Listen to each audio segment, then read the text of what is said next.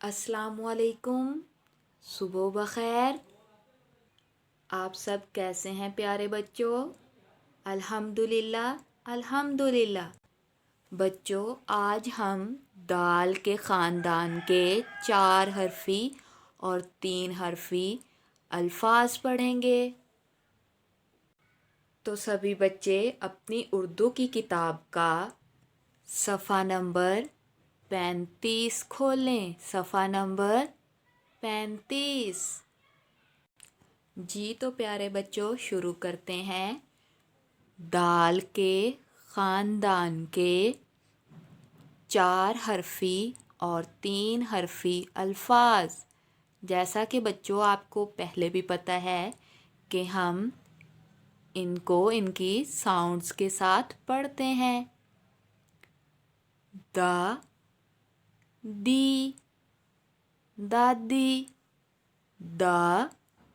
دی، دادی، دادا،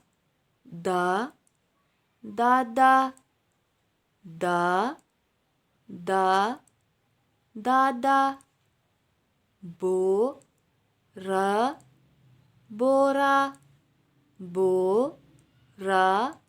بورا، آری، آری، چارہ، چارہ،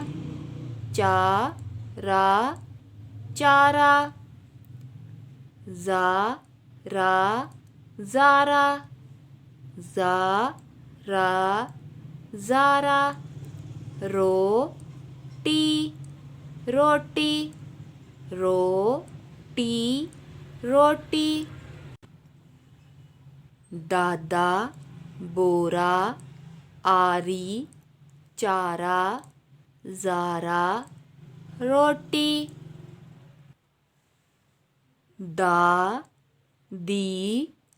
دادی، دادی، بوری، بوری، جاری، جاری،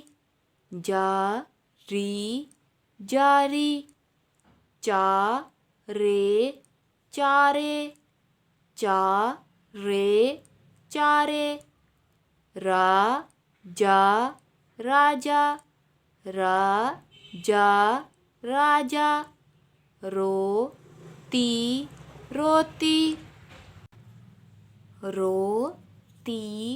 روتی، دادی، بوری، جاری، چارے، راجا، روتی، دادا، بورا، آری، چارہ، زارا، روٹی، دادی، بوری، جاری، چارے، راجا، روتی،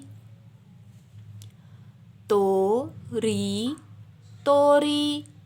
ڈوری،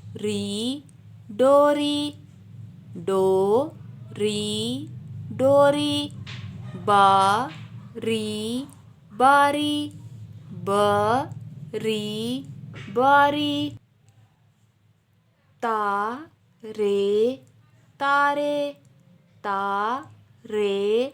تارے، چابی،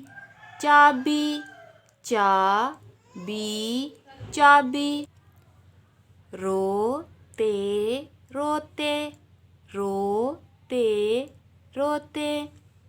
توری، ڈوری، باری، تارے، چابی، روتے،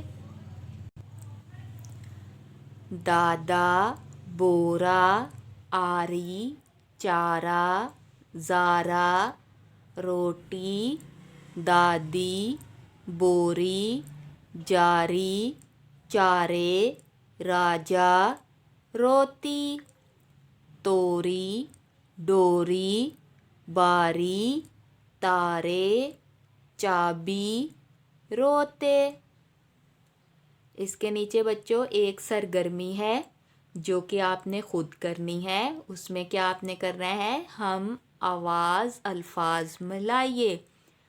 آپ نے اینڈ والی آواز کو میچ کرنا ہے. جیسے یہ ہے بوری تو جاری، اس کی بھی آخر پہ آواز ری آ رہی ہے اور اس کی بھی ری آ رہی ہے.